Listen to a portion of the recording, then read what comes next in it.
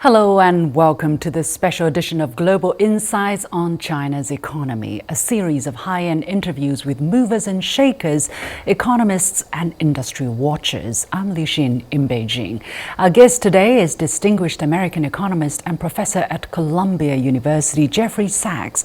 He explains to me how the Western media misunderstand and misinterpret China's economy. Jeffrey Sachs is a globally recognized thought leader in economics, sustainability, and global development. He has been a special advisor to 3 UN Secretaries General and is the director of the Center for Sustainable Development at Columbia University. He has authored numerous best-selling books and has consistently ranked among the world's most influential economists, known for his efforts to tackle poverty, inequality, and climate change. Having visited China multiple times over the decades, Professor Sachs has a unique perspective on China's development model and its evolving role on the global stage. China has been contributing to global growth. Actually, China has been contributing about 30% of global growth since at least the last 2 decades. But all the while, some people have been predicting China's imminent collapse. We can pick up a very long list, but let's start with this example, for instance, and which I find to be most prominent is that China is stifling its private sector. So, Professor Sachs, I want to get your feels, your analysis on the so-called stalling reforms or China trying to throttle its private sector. What's your take? Well, my take is very different, and that is that China is extremely successful at innovation and increasingly, in fact, at dominating the new technologies, especially zero-carbon energy systems, whether it's renewables or fourth-generation nuclear, fast rail, which the United States still does not have 1 kilometer of fast rail. China has tens of thousands and is now sharing that technology in projects in different parts of the world. China is mastering 5.5G now. It's not only 5G, it's at least 10 times faster than when 5G was unveiled 5 years ago. In fact, this is a period of rapid technological advancement, despite the United States' attempt to stop this.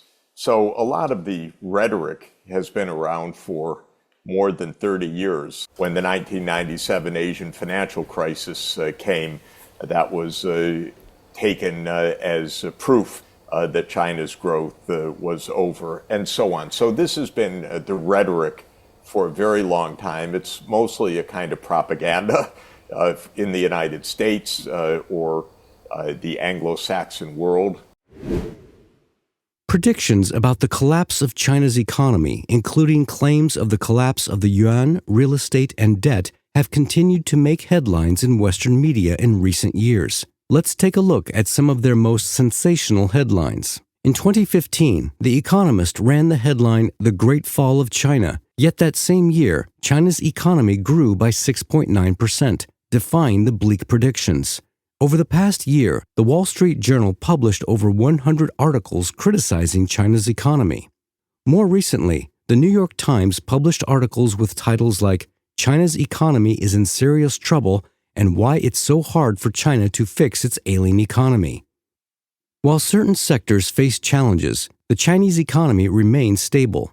China's GDP reached 94.97 trillion yuan, $13.12 trillion US, in the first 3 quarters of this year, reflecting a 4.8% year-on-year increase. The narrative of imminent collapse has failed to materialize, yet the China scare stories remain a recurring theme. With China's economy continuing to evolve and adapt, are these predictions genuine concerns, or are they driven by other motivations?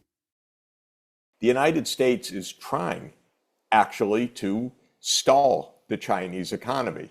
In other words, China is facing headwinds, not mainly internally, but deliberate attempts by the United States to slow or stop China's growth. Of course, the most notable of these measures is the tariff increases that were put on by Donald Trump in his first term and then kept on by Joe Biden, and also the bans on exports of technology, notably advanced microchips to China. But these are overtly so-called containment policies. They're internationally illegal as far as I'm concerned. They violate WTO codes, and they are designed to stifle China's growth. One of the underlying themes or conclusions that I'm reading from the various media reports criticizing the health of the Chinese economy is that the China model, which worked for the past few decades, is not working anymore. And the Chinese leadership, by sticking to that model, is stifling the Chinese economy. What exactly are they trying to get at? And what exactly is the Chinese model that they believe is not working anymore? Professor Sachs. I think if I could interpret it, maybe the claim is that there's too much government intervention in the economy, or China's stifling entrepreneurship. Again, I think that this is Western rhetoric, not reality. Let me take a very pertinent and quantitatively important example. China is now the world's leader in electric vehicles. During the past 10 years, there were around 400 electric vehicle companies in China. They were competing like crazy. Of course, there's now a kind of a shaking out process where a few companies are becoming dominant, but the competition and the entrepreneurship has been absolutely intense. And the result is that China is taking the leadership in worldwide sales of electric vehicles. Also, China's domestic market now is remarkable in that more than 40%, I believe, of new car sales are electric vehicles. And when I recently visited Beijing, you see them everywhere, of course, with the green license plates. And you see a tremendous change in a short period of time.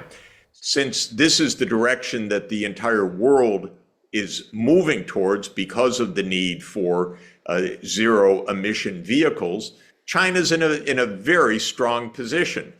What is happening? The US is putting on tariffs. Europe is putting on tariffs. Is that a sign of failure of China? No, quite the contrary. It's a sign of remarkable success. What is the obsession to criticize the model?